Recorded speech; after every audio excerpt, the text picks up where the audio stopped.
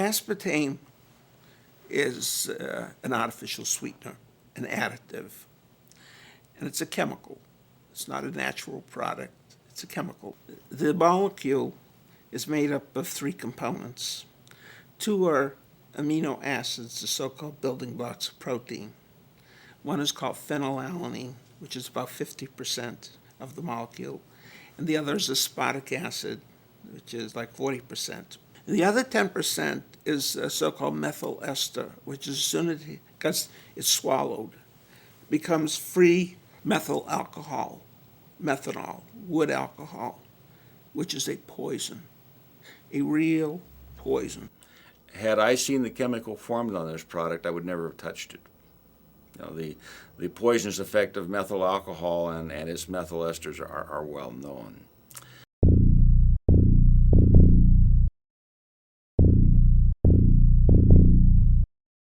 The G.D. Searle Company, in the quest to get approval for their product, aspartame, they conducted a study on animals in which they fed some animals, like I said, low dose, medium dose, high dose of the product, and then they used control animals that supposedly did not get any of the product. When they submitted this to the FDA and the FDA looked at it, there was some question about the study. Well, one of the scientists, a neuroscientist, looked at some of this and he saw a lot of red flags. He said there's some real questions here about tumors being caused by this product, particularly brain tumors. So they ordered a study to be done by the Bureau of Foods, which was the precursor to the FDA.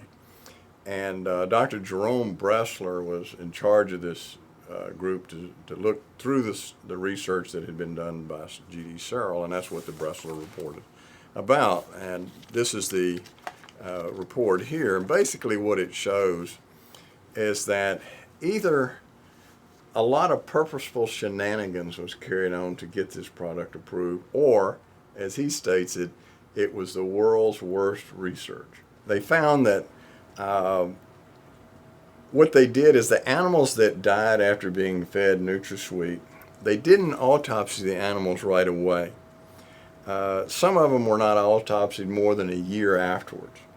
And of course the tissues broke down and liquefied, and so they couldn't do proper studies on them, but they reported it as if they had, and they reported these as normal. They found that they were taking tumors and cutting them out and throwing them away and saying the animal was normal.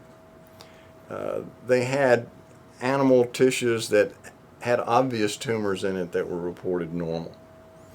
They had, in one of the cases here that's reported, a lymph node that was enlarged. And this G.D. Searle pathologist reported it as a normal lymph node. When the scientists from the Bureau of Foods looked at it, they said it was an obvious lymphosarcoma, a highly malignant tumor. When we did our double-blind study here in this hospital, we had really a tragic situation which occurred, which I attributed directly to the aspartame.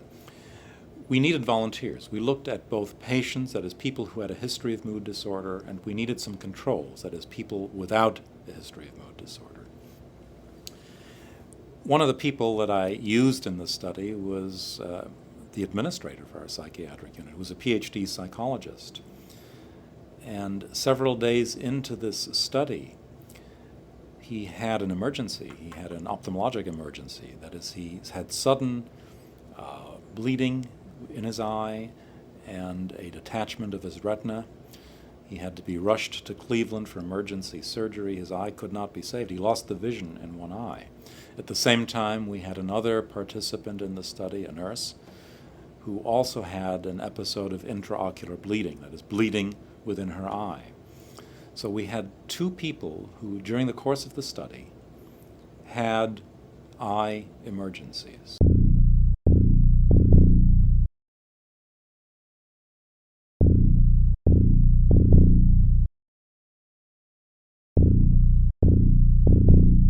Well, an excitotoxin, basically what it does, it's a normal transmitter in the brain. These are chemicals that allow brain cells to communicate. But if it's in even a minute over-concentration in the brain, it causes the brain cells to become extremely excited. And they become so excited, they'll very quickly burn themselves out and die. So we see people have difficulty thinking. They feel like they're walking around in a cloud or a fog.